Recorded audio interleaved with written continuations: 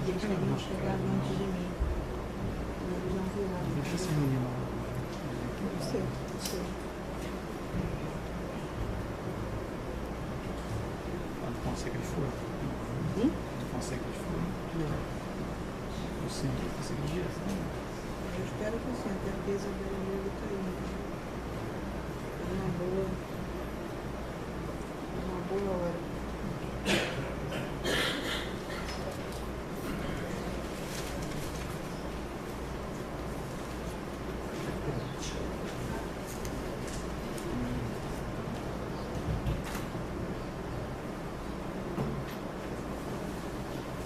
Boa noite a todos, moradores de Niterói, presentes essa noite.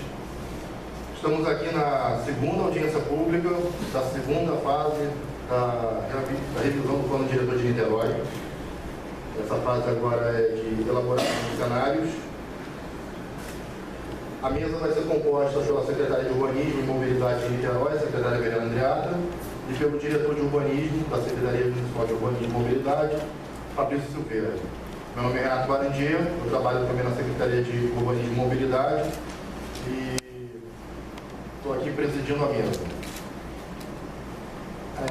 Antes de passar a palavra para a secretária, só vou explicar aqui brevemente como é que vai funcionar a dinâmica dessa audiência pública. A gente tem uma primeira fase de abertura da audiência, que é o que estamos fazendo aqui. A secretária vai fazer uma breve explanação sobre o plano diretor, a revisão do plano. Na sequência, ela e o Fabrício terão 25 minutos, meia hora, para fazer exposições sobre o processo da revisão do plano diretor e sobre essa etapa de desenvolvimento de cenários municipal. E enquanto isso, a gente vai circular fichas para as pessoas se inscreverem. A Fernanda, aqui de pé, dá um tchauzinho, Fernanda.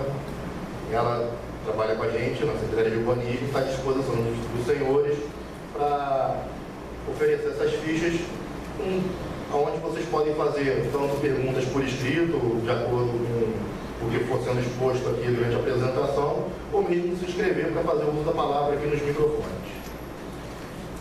Depois da exposição, a gente vai ter início, então, às respostas dos senhores, tanto por escrito, tanto por uso do microfone, tá bom? E após todas as manifestações, a gente dá por encerrada a audiência pública. Pois bem, então agora eu passo a palavra aqui para a secretária de Urbanismo e Mobilidade, Verena Andreata. Bom, boa noite a todos e a todas. Prazer recebê-los aqui nessa audiência pública, que é a segunda audiência, como falou o Renato, da construção de cenários do plano diretor da cidade. Queria agradecer a presença aqui, bom, primeiro aqui do nosso secretário Renato, presidindo a mesa, do Fabrício Silveira, que é o coordenador, e gostaria de registrar a presença do professor Henrique, da Fundação Municipal de Educação. Gostaria de registrar também a presença do Ricardo Garcia, representando o vereador Daniel Marques, Márcio Barbosa, do CETRES também, queria registrar a presença, Isabela, do Niterói de Bicicleta, Henriette, da Secretaria Municipal de Saúde, a equipe também da Secretaria de Urbanismo, no nome do cumprimento Daniel Cossata e assim cumprimento todos os profissionais da Secretaria de Urbanismo, e também a coordenadora Silvia Figueirucci, pela Fundação Getúlio Vargas, que é a instituição que nos dá apoio para a revisão do plano diretor. Cumprimentando a Silvia, também cumprimento os demais profissionais da Fundação Getúlio Vargas. Bom, não vou mencionar todos, gostaria de dar as boas-vindas e comentar que essa audiência pública ela foi comunicada em vários meios, em 3 jornais de grande circulação, foi comunicada pelo Facebook da Prefeitura, foi comunicado em várias faixas, cartazes, distribuição de folhetos e também ofícios endereçados ao Ministério Público, à Câmara de Vereadores.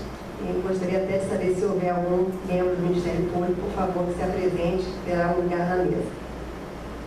Bom, dito isso, vamos passar aqui para a apresentação. E eu vou comentar um pouco o que é o plano diretor. O que é o plano diretor? O plano diretor de Niterói, o primeiro plano, ele data de 1992, é é um instrumento básico da política de desenvolvimento urbano da cidade. Ela, enfim, o plano diretor, ele propõe, né, uma visão de estudar, de propor, né, uma visão social da cidade, né, prioritariamente a função social da cidade. Orientar também, uma ideia do plano orientar a atuação dos agentes públicos e privados na construção do espaço urbano, na oferta dos serviços públicos essenciais, visando sempre melhorar as condições de vida da população de Niterói. Pode falar. O processo de revisão de um plano diretor é um processo participativo, né? A gestão democrática da cidade exige que o processo seja participativo e nós temos nos preocupado com essa questão, tanto que o processo de leitura da cidade com a publicação do diagnóstico foi realizado no mês de outubro de 2014, 2015, desculpa. O processo de revisão começou em 2014, foi desenvolvido durante todo o ano de 2015. Em outubro de 2015, nós realizamos 4 audiências públicas em todas as regiões da cidade. Estão aí anotadas as datas. E estamos, então, aqui, como vocês veem na coluna do meio, já na fase da publicação dos cenários, da construção dos cenários para o desenvolvimento da cidade. Já realizamos na terça-feira passada, então, uma primeira audiência na região norte, e hoje, então, na região das Praias da Bahia, teremos outras 2. Eu gostaria que quem quiser assistir de novo essa apresentação, quem quiser participar mais, avise seus amigos, vizinhos, colegas, e divulguem, por favor, porque ainda temos outras 2 reuniões na região oceânica e na região de Pendotiba. O calendário está no site do plano diretor específico, todas as informações contidas nos relatórios elaborados pela Prefeitura, com o apoio da Fundação Getúlio Vargas, estão também no site. Toda a documentação está ali, inclusive o resultado das audiências públicas, todas as propostas e sugestões que nos foram encaminhadas nessas audiências, elas também estão publicadas no site do plano diretor. Pode passar. Bom, os desafios principais do plano diretor, para a gente aqui nivelar um pouco essa conversa, essa apresentação. Primeiro, que um dos grandes desafios é como estruturar e melhorar e qualificar a vida urbana na cidade, né? Outra questão importante, como incluir, né, como prever o acesso, direito à cidade e direito à cidade. A proteção e a recuperação do meio ambiente também é um grande desafio. Uma cidade que praticamente 50% tem áreas verdes. O desenvolvimento econômico de Niterói também é um grande desafio, uma cidade que tem vários ativos importantes na sua economia. A preservação do patrimônio também é um grande desafio, inclusive a memória da cidade, uma cidade com memória, uma cidade histórica, tem uma memória a ser preservada e deve constar como diretriz no plano diretor.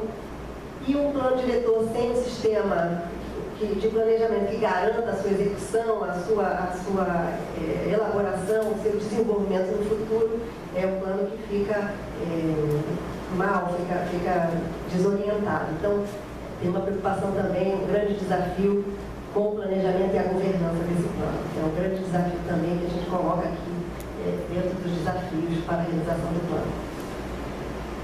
Bom, falando isso, eu gostaria de passar então para o Fabrício Silveira, que ele vai dar as informações mais específicas sobre essa etapa da construção dos cenários.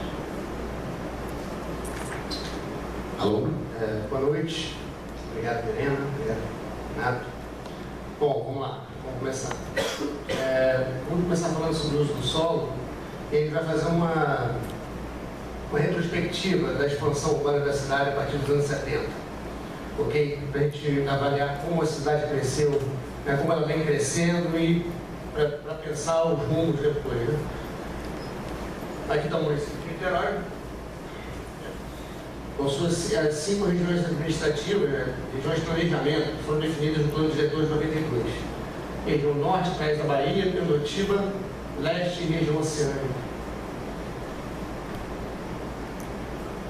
A gente começa com uma visão de 74, na época da construção da ponte.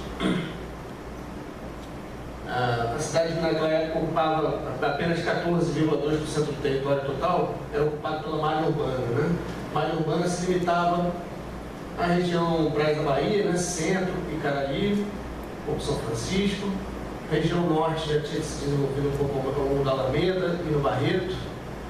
E, além disso, pequenas manchas espalhadas, né? Naquela época, ainda rurais, casas de campo, né? Aqui um pouco de Piratininga, Francisco da Cruz Nunes, alguma ocupação aqui em Itacoatiara, né?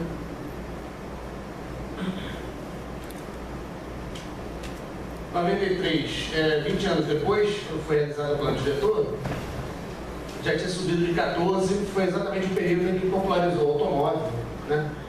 E as pessoas foram morar mais distantes, foram morar no subúrbio. E nessa época a cidade se expandiu, né? De maneira bem rápida, em 20 anos, principalmente para as regiões oceânicas, né? Olha a mancha de todo o Engenho do Mato, aqui essa parte de Piratininga, e Pendotiba, até Maria Paula, tá? E um pouco na região norte também se espalhou mais. Nessa época a ocupação urbana se espalhou. Passamos então para 32%.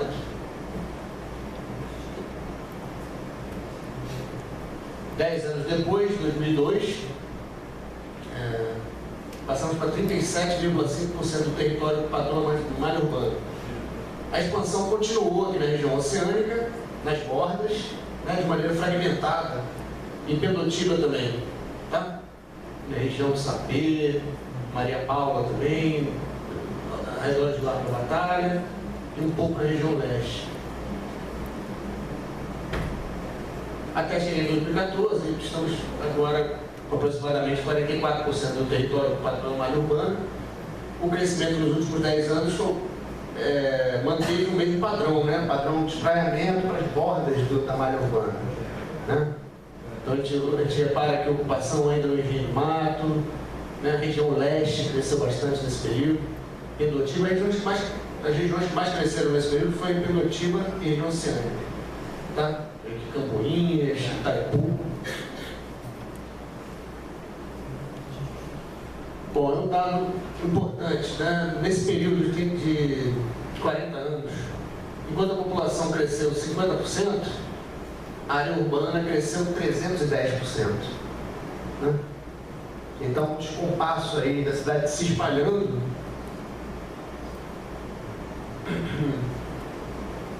E a gente repara aqui as manchas, né, ao longo desses períodos foram citados. A densidade dentro da malha urbana, a gente está considerando só a malha urbana, não consideramos o território todo. Isolamos a malha urbana e comparamos com a população. Okay? A densidade foi caindo, né? Ao mesmo tempo que a mancha urbana se espalhou, a população cresceu menos e a densidade foi caindo. Então, a ocupação mudou de padrão. A gente vai ver adiante. Bom, vamos dar um recorte agora em cada uma das regiões, ok? A gente vai ver algumas assimetrias. A região Praia da Bahia, né, uma região mais tradicional, talvez de ocupação, né, Centro, Icaraí, São Francisco, principalmente a gente vê pela cor aqui, né, a ocupação anterior aos anos 70. Hoje ela tem 45% dos domicílios e 22% da área urbana do município. Tá? Então, e a gente calculou também aqui a quilometragem de vias, né? 20% das vias da cidade, que isso quer dizer infraestrutura, né? Quanto de infraestrutura que está. A região norte também de ocupação tradicional, tá? Umas áreas de ocupação mais recentes. Está mais ou menos equilibrada, a gente tem 30% mais ou menos dos domicílios e 26% da área urbana, tá? Com 20% das vias.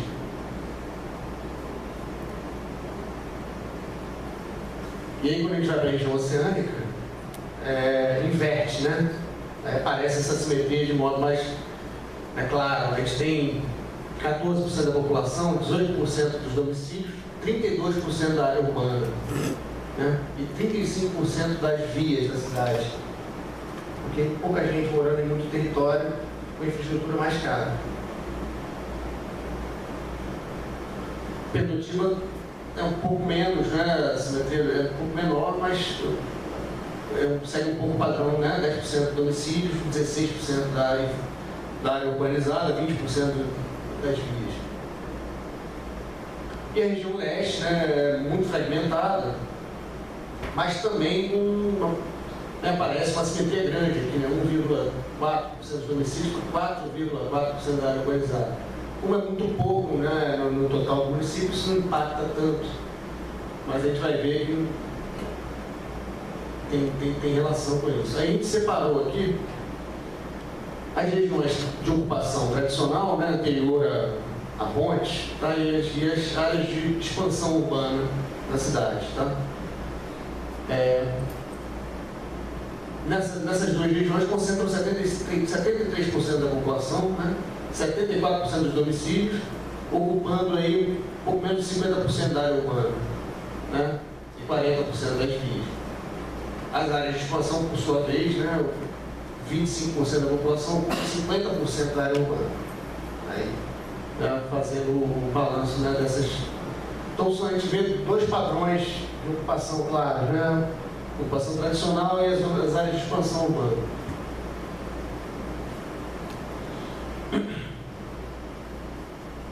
Aqui a gente calculou também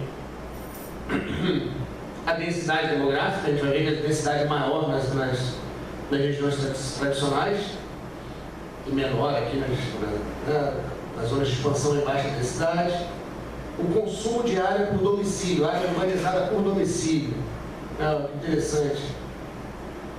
A gente comparando aqui Praia da Bahia, Norte, né, com o que consome a região oceânica por domicílio, né, de área de metros quadrados, né, na Pedotiba e na Leste.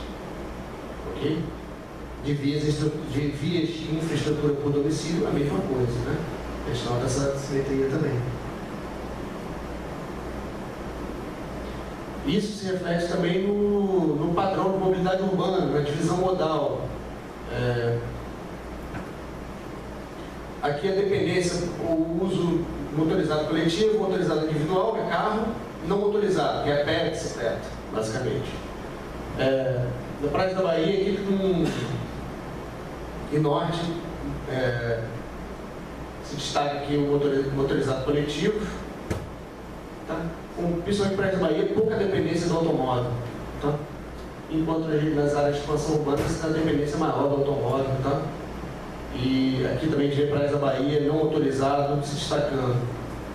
Então, a relação entre densidade urbana e modo de transporte, a dependência menor do carro, né? Comércio, serviços, equipamentos estão mais próximos.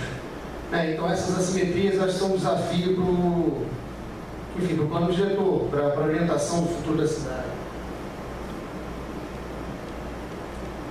Bom, então uma premissa que a gente já coloca é conter a expansão horizontal da área urbana e preservar o patrimônio natural e paisagístico. Nessa foto a gente vê bem a cidade se espalhando, né, e ocupando aqui a borda das áreas verdes, né,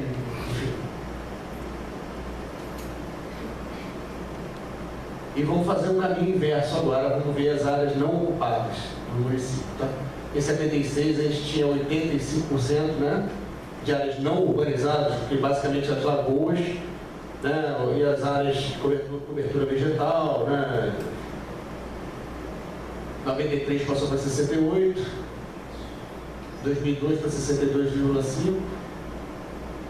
É um patrimônio natural, porque comparado com os municípios vizinhos, ainda temos um belo patrimônio a ser preservado. Tá aí as principais unidades de conservação e áreas de proteção ambiental. Conservação da Serra da Tiririca, que é aqui, né, a Serra da Tiririca, que abrigou depois, por um decreto do governo do Estado, parte da reserva da Ribeiro, foi incorporada. Tá? E o Bosque Lagunar ali de Itaipu também. O Parque Ecológico, a Reserva Ecológica da Ribeiro, na separação aqui entre a região oceânica e Pedotiba.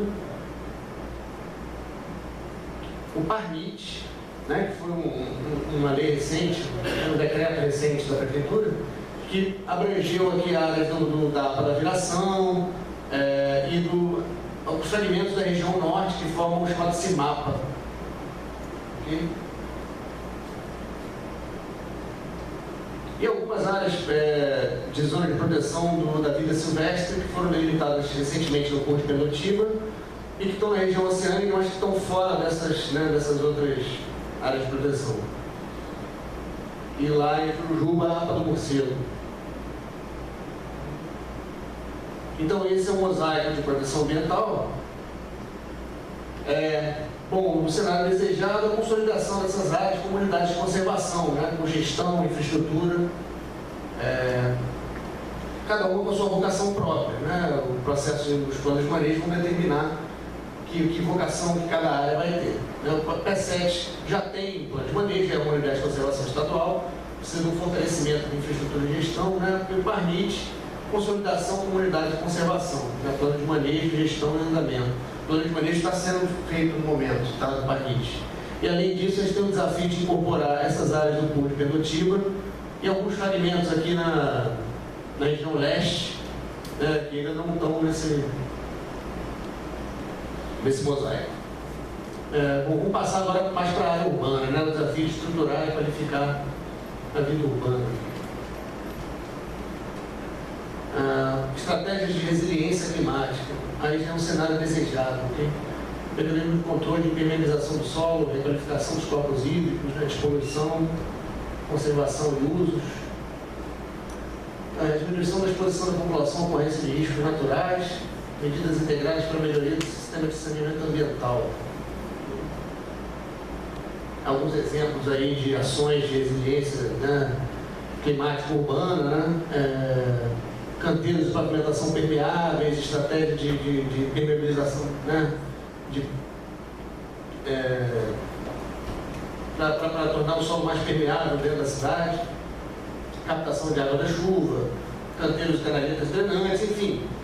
Essas estratégias têm que ser colocadas e depois, acho que cada região tem que ter um plano específico de drenagem, principalmente, que vai... Bom, área urbanizada, diminuição das emissões de calor, a melhoria da qualidade do ar, melhoria dos microclimas, retenção das águas pluviais, das folhagens, recarga dos aquíferos subterrâneos, enfim, estímulo a telhados verdes.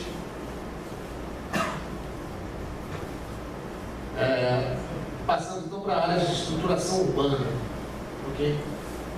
A primeira ação que já vem prevista no plano de 92 também é a requalificação da área central da cidade, né, com estímulo ao uso residencial. Outra questão é a estruturação da centralidade, estímulo de centralidade ao longo dos principais eixos de conexão do município, ok?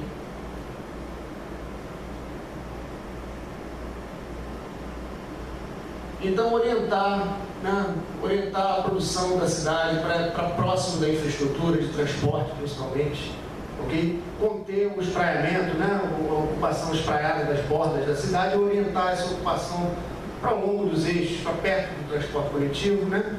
O ideal é que a gente consiga estruturar uma rede de transporte coletivo de alta eficiência, né? Ao longo desses corredores e trazer a ocupação urbana para perto deles, né, com infraestrutura, com comércio, serviços, equipamentos, né, diminuindo as distâncias a serem percorridas. Aqui as áreas de interesse social, tá? Basicamente dotá-las de infraestrutura, na acessibilidade e integração com a cidade formal, oferta de equipamentos públicos, né, contenção de impostos, relocação de populações em áreas de risco, para áreas próximas, regularização fundiária, tudo isso que foi iniciado lá, principalmente no Favela Baia, lá no Rio, né, que tomou uma forma mais definida. Mantém, como já vem sendo feito aqui em algumas comunidades com o programa do MIT, na Igrejinha, né, São José Igrejinha, tentar reproduzir isso para as outras áreas. Alguns dados aqui do cenário de educação e interesse social, ocorre hoje principalmente nas regiões norte, Pendotiba e leste. A gente está falando de Minha Casa Minha Vida, ok? 70% da produção educacional concentrada na região norte. que possui também a maior quantidade de comunidades carentes. Tendência de aumento da produção habitacional no município, porém concentrada na região norte. Maior demanda, ter terrenos mais baratos, melhor infraestrutura em alguns bairros. Tendência de aumento da produção das regiões Penotiba e Leste, porém em menor ritmo. Muitas áreas de preservação ambiental, infraestrutura ainda deficiente em alguns bairros. Talvez a região norte seja que concentre hoje as melhores condições mais favoráveis para a produção habitacional. Na dinâmica imobiliária da cidade como um todo, agora não falando só de habitação e social, o mercado nacional tem sofrido forte retração nos últimos anos. Isso é notório. Série histórica dos licenciamentos nos últimos 2 anos aponta para uma tendência de redução de licenciamentos em 4 das 5 regiões, exceto o norte. Isso por conta dessa queda do mercado nacional, tá? Exceto na região norte, por conta do Minha Casa Minha Vida. Mas mesmo assim, considerando a média anual, 70% desses licenciamentos estão nas regiões Praias da Bahia, Oceânica e Penotiba. Tá? Fatos geradores de futuro que podem mudar essa realidade. A gente pode citar aqui a Transoceânica, o CUR de Penotiba, aprovado recentemente, e a Operação Urbana do Centro, que está em processo. Podem impulsionar o interesse imobiliário, esse tipo de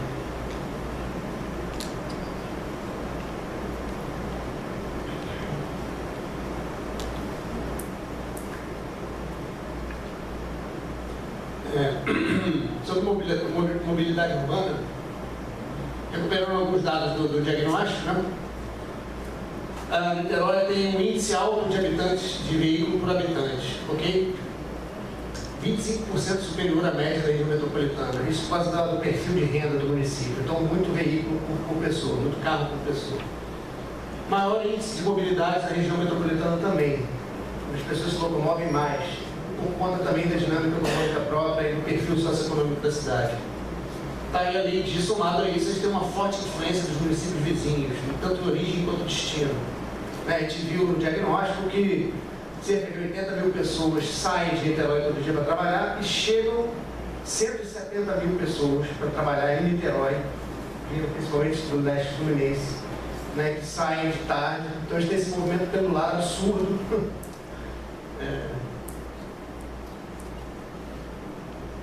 Bom, a projeção da frota são dados da Fundação Getúlio Vargas. A gente tem aqui 3 cenários que foram traçados. Tá? Até 2025, num cenário moderado, serão mais 100 mil veículos aproximadamente. Então temos um problema nos próximos 25 anos, que o desafio vai ter que ser investir em transporte coletivo de alta capacidade. Não tem jeito. E políticas de restrição ao uso de transporte individual. Quais vão ser elas, a gente vai ter que definir para poder se contrapor a esse cenário aqui, que é um cenário preocupante. Okay?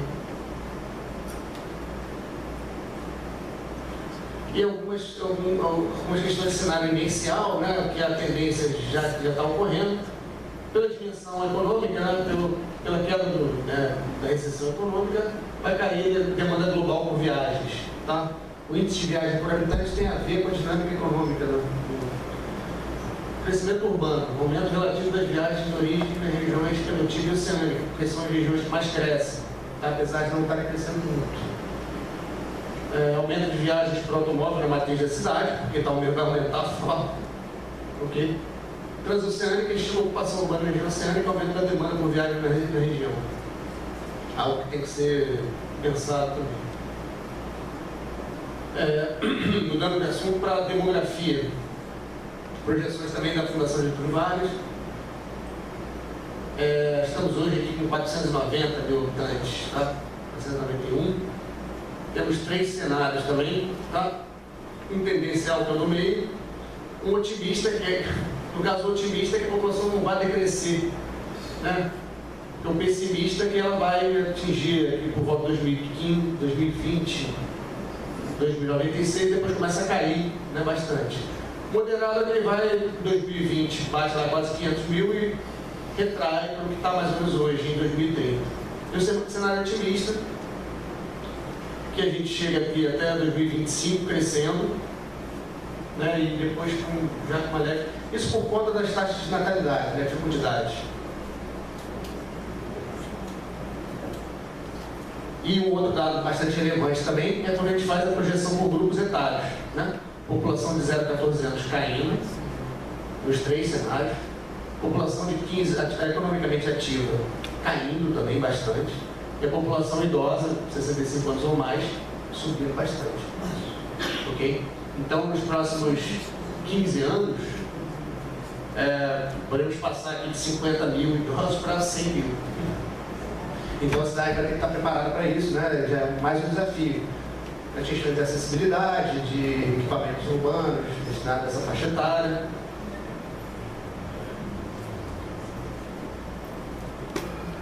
Bom, os dados agora de desenvolvimento econômico. Aqui está o mapa de emprego do município.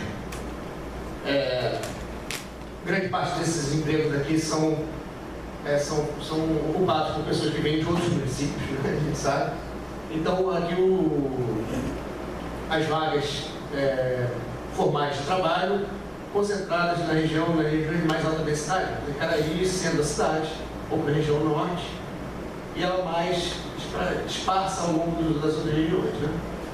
Mas se concentrando ao longo dos eixos também da Francisco de Cruz Nunes, a Avenida Central, né, e Caetano Monteiro, que são as centralidades lineares, emergentes dessas regiões.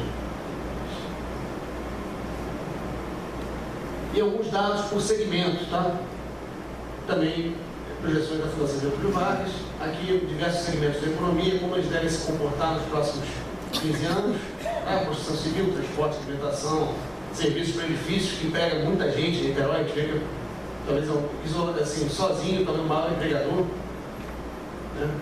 Educação, também é forte aqui. E saúde. Tendência aqui de queda em alguns e depois uma estabilização, né? A mercado imobiliário de construção civil aqui tem uma forte queda aqui em 2015, depois tende a dar uma recuperada e vai se manter aqui, né? Até 2020.